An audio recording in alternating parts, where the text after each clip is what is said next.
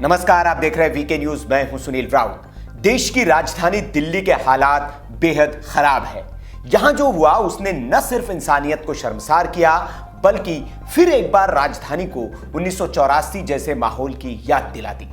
दंगों में दोनों ही समुदाय के लोगों का काफी नुकसान हुआ है। ताजा खबर के मुताबिक सीएए के नाम पर हुए इस बवाल में अब तक 20 लोगों की जान चली गई है। आज सुबह भी दिल्ली के गोकुलपुर इलाके में हिंसक प्रदर्शन हुए। यहां कुछ उपद्रवियों ने एक दुकान में आग लगा दी। दिल्ली के कई इलाकों में पूरी रात लोगों ने खौफ के साए में काटी।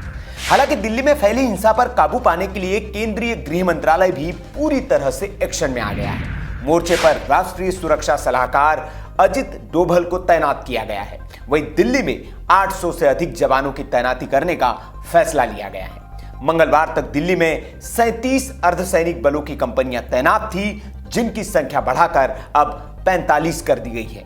अर्धसैनिक बलों के ये जवान पुलिस के साथ मिलकर हिंसाग्रस्त इलाकों में मार्च कर रहे हैं। इसी बीच खबर यह भी है कि हिंसा में शहीद हुए हेड कांस्टेबल रतन लाल की मौत गोली लगने से हुई थी। यह खुलासा पोस्टमार्टम रिपोर्ट में हुआ है। पहले खबर थी कि रतन लाल की मौत पथराव में हुई है, लेकिन ऑटोप्सी में साफ हुआ है कि उनके शरीर में एक गोली फंसी थी। साफ है ये गोली दंगाइयों की ओर से उन्हें मारी गई। इस बीच दिल्ली के सीएम अरविंद केजरीवाल ने दिल्ली में सेना की तैनाती की मांग कर दी है।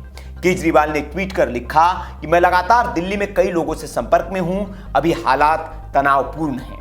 पुलिस अपनी तमाम कोशिशों के बावजूद माहौल नहीं संभाल पा रही है।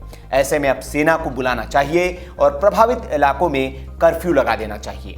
मैं इस बारे में केंद्रीय गृह मंत्री को चिट्ठी लिख रहा हूं, लेकिन खबर है कि केंद्रीय गृह मंत्रालय ने दिल्ली में सेना की तैनाती की जरूरत से इनकार कर दिया है। सूत्रों की माने तो गृह मंत्रालय की ओर से कहा गया है कि दिल्ली में पर्याप्त मात्रा में अर्धसैनिक बलों की तैनाती की गई है और फिलहाल सेना की जरूरत नहीं।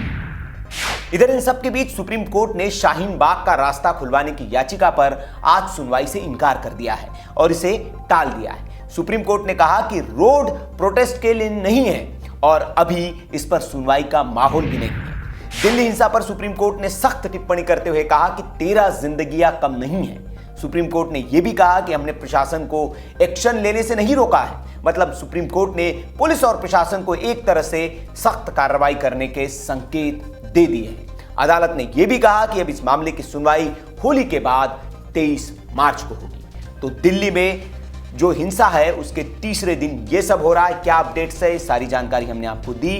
दिल्ली हिंसा से जुड़ी हर अपडेट के लिए आप हमारे साथ जुड़े रहिए। पल पल की जानकारी हम आप तक पहुंचाते रहेंगे। देखते रहिए वीके न्यूज। शुक्रिया।